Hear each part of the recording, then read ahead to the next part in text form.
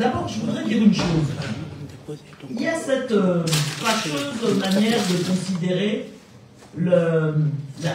l'impérieuse nécessité d'impliquer les femmes dans nos luttes et dans la construction de nos pays et de l'Afrique nouvelle comme étant que l'affaire des femmes.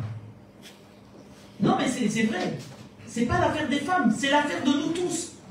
Mon frère Dima, tu peux mobiliser mes soeurs aussi. Mais non, pourquoi? Mais comment imaginer que plus de la moitié de la population dans votre pays, comme dans le reste du continent, je dirais même comme dans le reste du monde entier, les femmes constituent au moins 52% de la population. Et vous allez maintenir au fourneau et seulement pour faire les enfants. Je ne dis pas que c'est négligeable. Attention, je ne dis pas que c'est négligeable.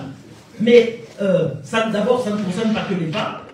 Faire des enfants, ça concerne un homme que je sache jusqu'à preuve du. C'est vrai qu'on peut faire par insémination artificielle, mais même ça, c'est avec des spermatozoïdes d'hommes. Bon, donc voilà. Jusqu'à preuve du contraire, ça se fait quand même à deux.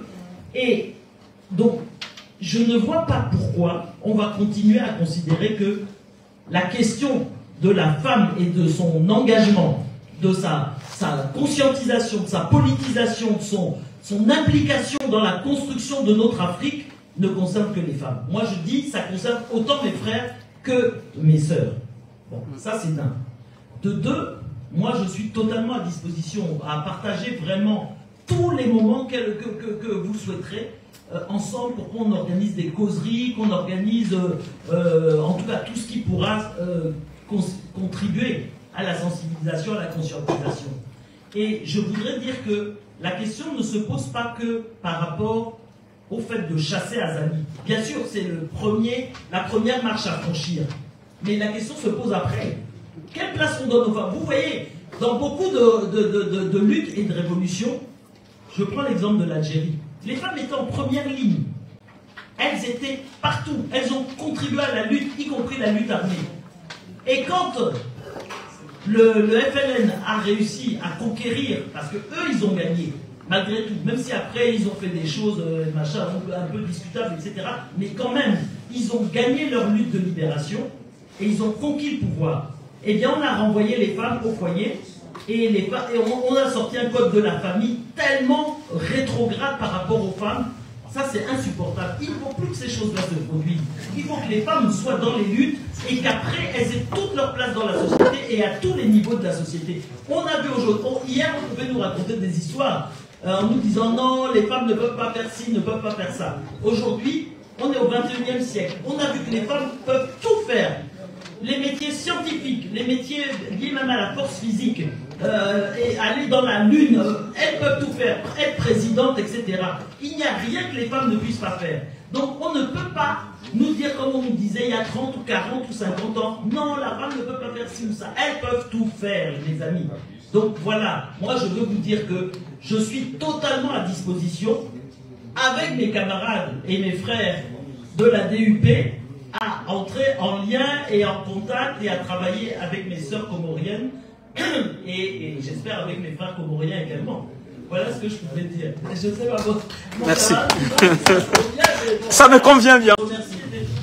Vraiment vous remercier de votre invitation encore et vraiment et de votre patience aussi. Hein, parce que ceux qui sont restés jusqu'au bout, c'est vrai que c'était... Bon, on a commencé un peu tardivement, mais on était quand même assez nombreux à intervenir, donc c'était pas évident. Juste dire aussi qu'en termes de perspective, l'internationalisme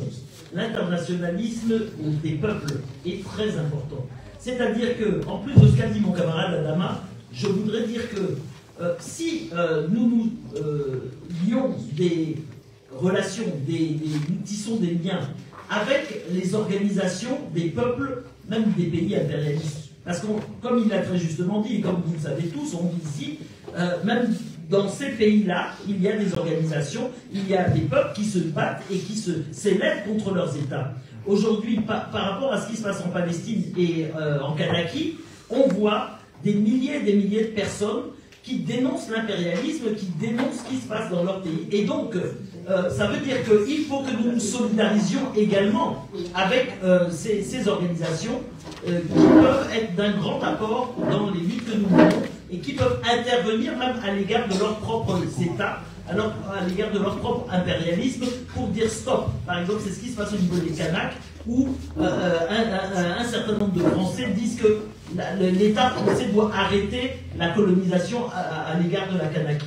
Donc il faut que nous ayons ces liens-là. Panafricanisme de combat doit aussi rimer avec internationalisme de combat à l'échelle planétaire. Merci. Palestine,